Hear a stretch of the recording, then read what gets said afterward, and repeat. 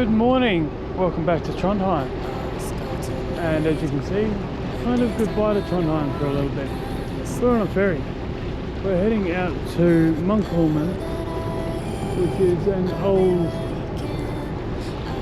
island for monks, obviously, but it has been a fortress, it has been a monastery, it has been a prison, it's kind of been everything. And you can kind of see it just over there. It's not too long of a ferry ride, so this is only going to be brief. We've got the Emerald Princess in town, just over there.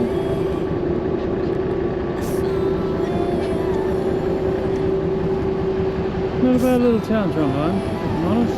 A little bit wet, but only a little bit, which is the important thing. So we're going to head to that island there. We're going to spend a couple of hours going around having a look at it, learning a bit more about the history. And later on tonight, I've actually managed to wangle myself some tickets for a football game, Rosenborg versus Viking FK. So that's going to be really cool.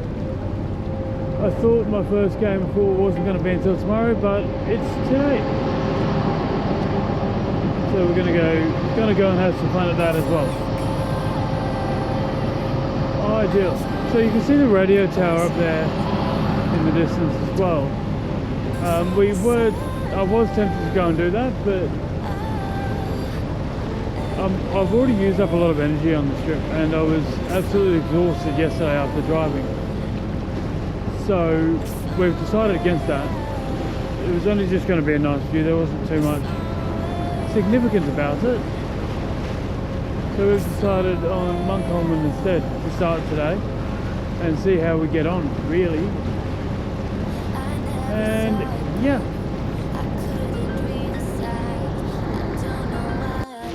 okay, so we've just come aboard land here at Munkholmen, and the first thing that we are met with is a wall and scaffolding along with a little beach, to be fair. Nice little beach. Now it's only spitting with rain, so it's not too bad at all, really. The temperature is absolutely divine. It's 100% my kind of temperature. So we shall be good. There's a bit of trouble opening the main door, but I will take you through.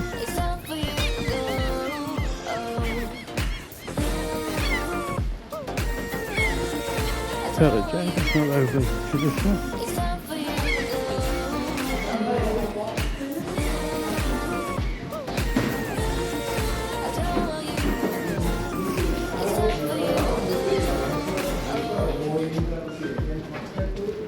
And in we go.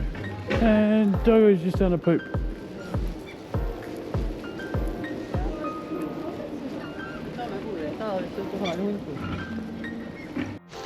So as you may be able to tell by this large building here and the gun just there, but this islet has served as a place of execution dating back to the Viking ages, a monastery, a fortress, a prison, and what this shows, especially these, is a World War II anti-aircraft gun station, which is kind of crazy to me. So, the year's part of founding of the city of Trondheim in 997 had been used as an execution site of the Jarls of Lade.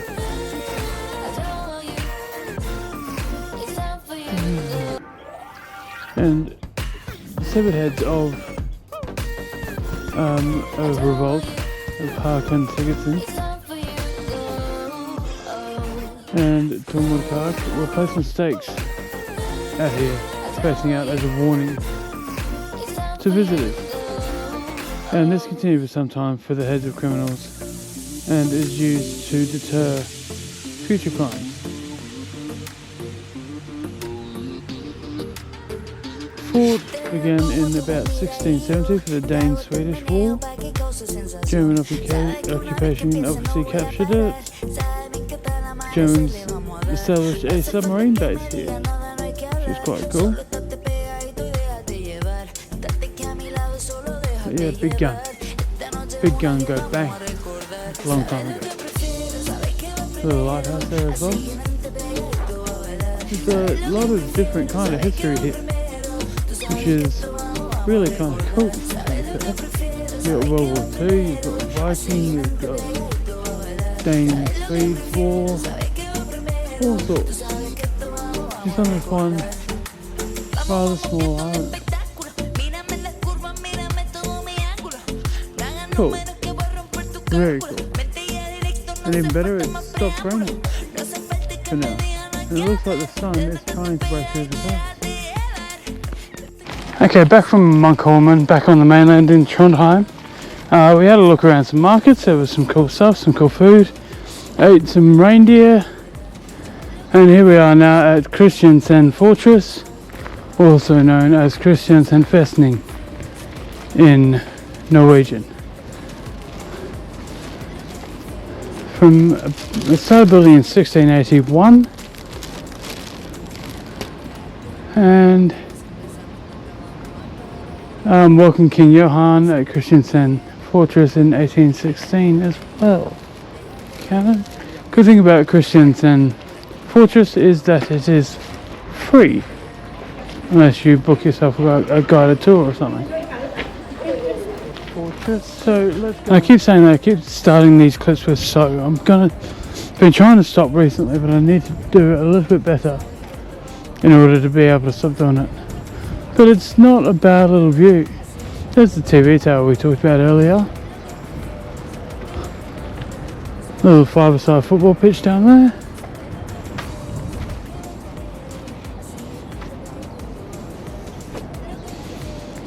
£6 cannons. And we've got some more guns over there, which I'm looking forward to having a look at in a couple of moments. Now, when touring around, when having a trip around or visiting Kristiansen Fortress, there's a whole bunch of QR codes dotted around the place, which is essentially your guided tour or your guide to the fortress, which I think is really cool. So ahead of us here is the main building for the fortress, where they kept a lot of the prisoners. There was a big explosion just outside the main building in 1923, where igniters got into the explosives. Big boom. Apparently there was debris found up to 600 meters away on the other side of the river, which is just over there, which is a pretty sizable blow. And some found about 350 meters away as well, so a lot of debris found, and it led to explosives not being allowed to be housed with igniters anymore, which you would think is common sense, but this is just after World War I we're talking, so it wasn't all there, I don't think.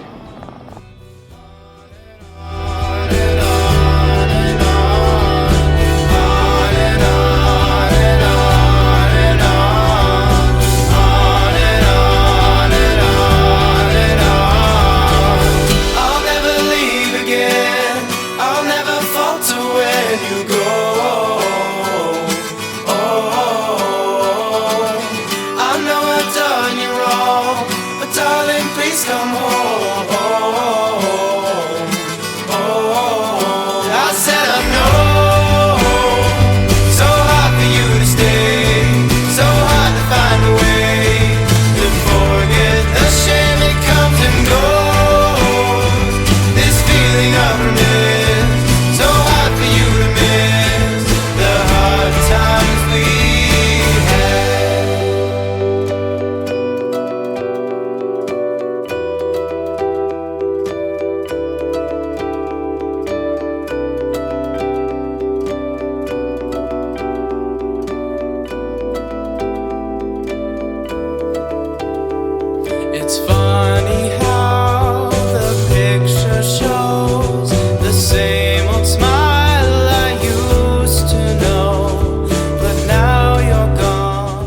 So I've definitely found the walkway to the stadium full of Rosenborg fans right in front of me and behind me there.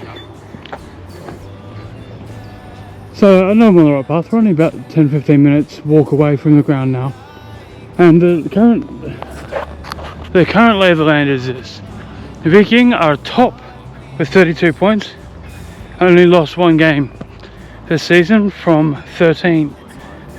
Rosenborg sit in third on 22 points, so 10 points in between them, and we're only about not even halfway through the season yet, or around about halfway through. Yeah, under halfway through the season. So Viking have pulled 10 points clear, but you do have teams like Glimt. I am looking at my phone. I'm just checking.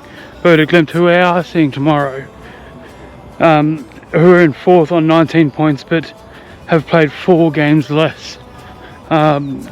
I'm guessing due to weather, due to European commitments as well for Berta, because they were in the European Cups quite late, I think, from memory, the Europa League. That was Djurgården, maybe.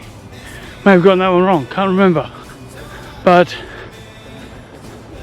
yeah, we got a good old top of the table clash, first v third today, which I didn't actually look at when I purchased tickets. I just saw football game happening.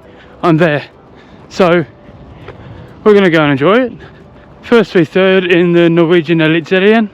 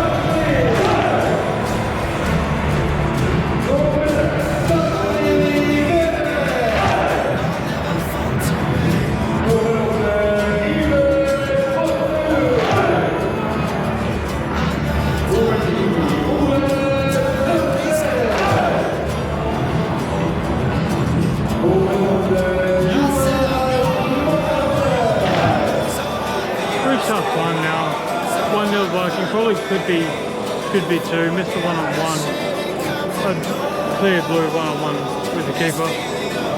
So, but they have been controlling the game. They're well over 60% possession. I would say Rosenborg are not being smart with the ball when they get it.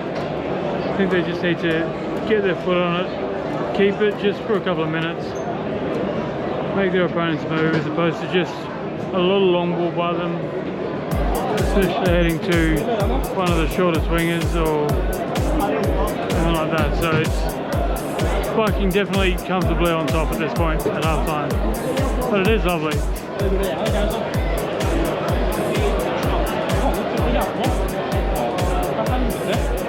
a quick note to add in here, because I completely forgot that there's a New Zealander actually playing for Viking, who are the team I'm not going for tonight.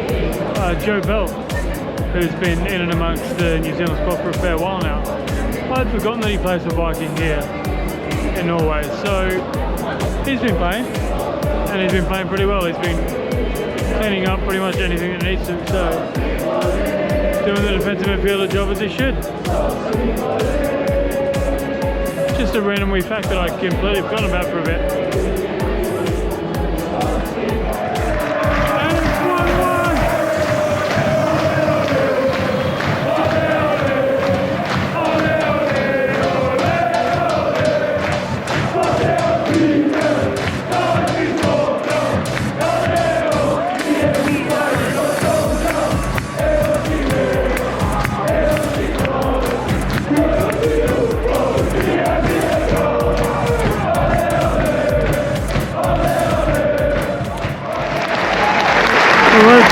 That's full time, 1-1. Very good game.